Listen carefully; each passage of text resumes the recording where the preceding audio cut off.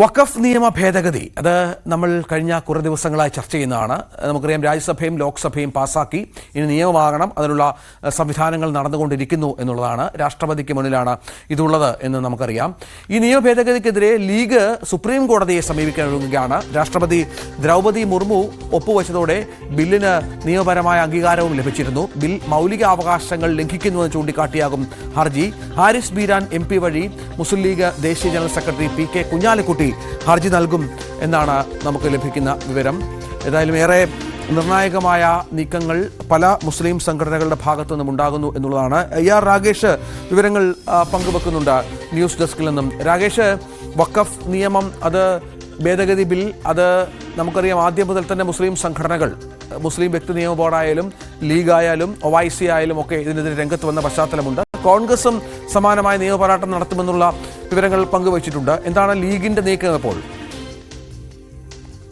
രഞ്ജിത്ത്, വഖഫ് ഭേദഗതി നിയമത്തിനെതിരെ വിവിധ സംഘടനകളും കക്ഷികളും നിയമ പോരാട്ടമായി മുന്നോട്ട് പോവുകയാണ്. ഇതിനോടകം തന്നെ കോൺഗ്രസിന്റെ ബീഹാറിൽ നിന്നുള്ള MP ജാവേദ് മുഹമ്മദ് സുപ്രീം കോടതിയെ സമീപിച്ചിട്ടുണ്ട്. ഒപ്പം തന്നെ OIC AMIM നേതാവാണ്, അദ്ദേഹവും സുപ്രീം കോടതിയെ സമീപിച്ചിട്ടുണ്ട്. ആം ആദ്മി പാർട്ടിയുടെ ഡൽഹിയിൽ നിന്നുള്ള MLA അമാനത്തുള്ള ഖാൻ സുപ്രീം കോടതിയെ സമീപിച്ചിട്ടുണ്ട്. ഇപ്പോൾ മുസ്ലിം ലീഗ് കൂടി ഇന്ന് ഹർജി നൽകുകയാണ്. ഏതായാലും കുഞ്ഞാലിക്കുട്ടി അടക്കമുള്ള നേതാക്കൾ ഇന്നലെ തന്നെ ഡൽഹിയിലെത്തി. ഇന്ന് കപിൽ സിബലുമായുള്ള കൂടിക്കാഴ്ചയുണ്ട്. ഈ കൂടിക്കാഴ്ചയ്ക്ക് ശേഷമാണ് ലീഗ് ഹർജി നൽകുക. ലീഗ് ഏതായാലും പ്രധാനമായും ആവശ്യപ്പെടുക ഈ നിയമം അത് സ്റ്റേ ചെയ്യണമെന്നൊരു ആവശ്യമായിരിക്കും ലീഗ് മുന്നോട്ട് വയ്ക്കുക. കാരണം ലീഗ് പറയുന്ന പ്രധാനപ്പെട്ട വാദം ഭരണഘടന ഉറപ്പു നൽകുന്ന മൗലികാവകാശങ്ങളുടെ ലംഘനമാണ് ഈ നിയമം എന്നുള്ള വാദമാണ് ലീഗ് ഉന്നയിക്കുക. ഏതായാലും ആദ്യം ഇതൊരു സ്റ്റേ അനുവദിക്കണമെന്നൊരു ആവശ്യമായിരിക്കും ലീഗ് മുന്നോട്ട് വയ്ക്കുക. അങ്ങനെ വിവിധ കക്ഷികൾ ഇപ്പോൾ ഹർജിയുമായി മുന്നോട്ട് പോവുകയാണ്. കേരളത്തിൽ നോക്കുകയാണെങ്കിൽ സമസ്ത ഇതിനോടകം തന്നെ ഹർജി നൽകിയിട്ടുണ്ട്. കഴിഞ്ഞ ദിവസം സുപ്രീം കോടതിയെ സമീപിച്ചിരുന്നു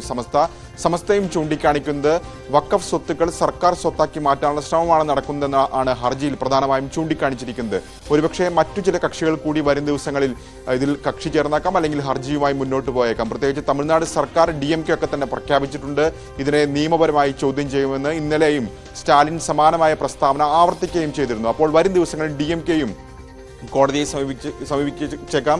ഏതായാലും ഒരു വശത്ത് നിയമ പോരാട്ടം തുടരുകയാണ്, മറുവശത്ത് പ്രതിഷേധവും ശക്തമാണ്. പ്രത്യേകിച്ച് ഓൾ ഇന്ത്യ പേഴ്സണൽ ലോ ബോർഡിന്റെ നേതൃത്വത്തിൽ രാജ്യത്തെ വിവിധ നഗരങ്ങളിൽ പ്രതിഷേധങ്ങൾ നടക്കുന്നുണ്ട്. അത് ഇന്നും തുടരാൻ തന്നെയാണ് സാധ്യത. ഒപ്പം ഡൽഹിയിലടക്കം വിവിധ ക്യാമ്പസുകൾ, പ്രത്യേകിച്ച് ജാമിയ മിലിയ സർവകലാശാല, JNUവിലടക്കം തന്നെ കഴിഞ്ഞ 2 ദിവസമായി ഈ നിയമത്തിനെതിരെ പ്രതിഷേധമുണ്ട്. ഇന്നും സമാനമായ രീതിയിൽ വിദ്യാർത്ഥി പ്രതിഷേധം തുടരാൻ തന്നെയാണ് സാധ്യത.